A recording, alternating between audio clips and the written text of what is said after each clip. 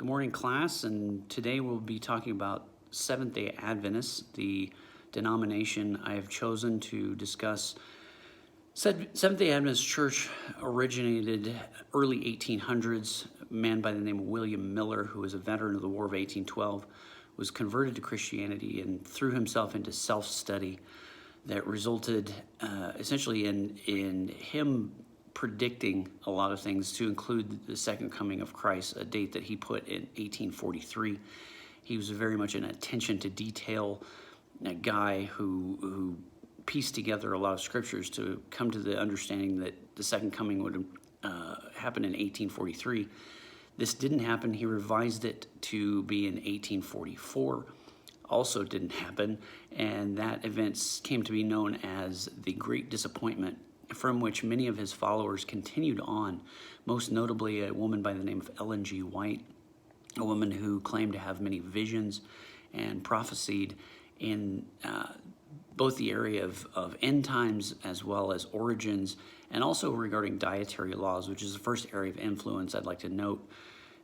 Many of her visions centered on the idea of a certain type of diet, and that included vegetarianism, abstaining from pork products specifically, a return to the ancient Jewish laws of diet, but also, whenever possible, to be vegetarian, and also abstaining from alcohol altogether.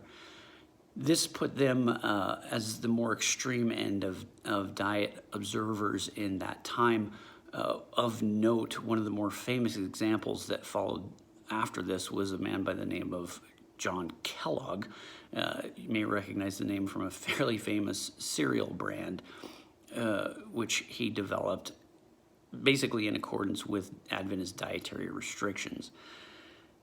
This leads to the second area of influence, which is healthcare in general. Adventists have gone on and to this day believe that healthcare is a major part of their ministry. And as a result of this, they developed numerous hospitals all around the country, to include a very prominent medical school, Loma Linda University. And the reason I say prominent is because they were fairly pioneering in the field of neonatal heart transplants and a couple of other areas like oncology research, and to this day have come to be fairly influential.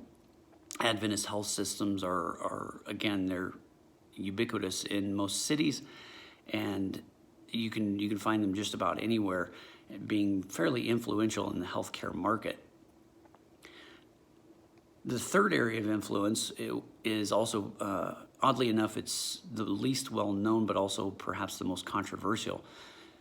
Adventists, Ellen G. White, rather, had numerous visions about Genesis origins, so the creation narrative, and there are some scholars who argue that their influence is actually what sparked a lot of the young earth creationist movement. Now, whether or not this is true is somewhat debatable, but the fact is that they were very prominent in advocating for this young earth creationist model, this idea that the earth was and everything was created 6 literal days, subsequent days, approximately 6 to 10,000 years ago.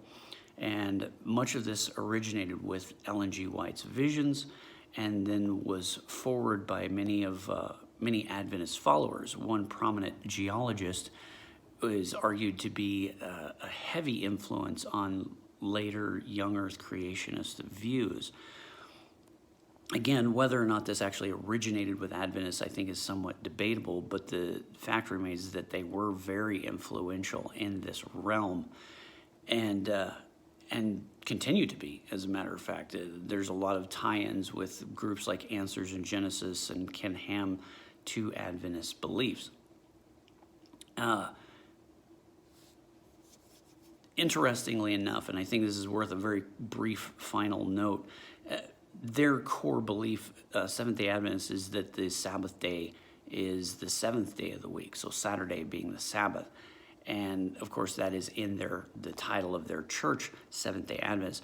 Oddly enough, however, is that this seems to have very little influence on the rest of Protestant Christian thought, with no one really being that highly influenced by that idea, even though that is their primary idea. Their dietary restrictions, their hospital ideas, their healthcare ideas, and their young earth creationist views have been very influential. Their main core belief does not seem to have taken hold anywhere else. So that's just a brief summary of Seventh-day Adventists. Hope you enjoyed, and I look forward to your commentary. Thank you.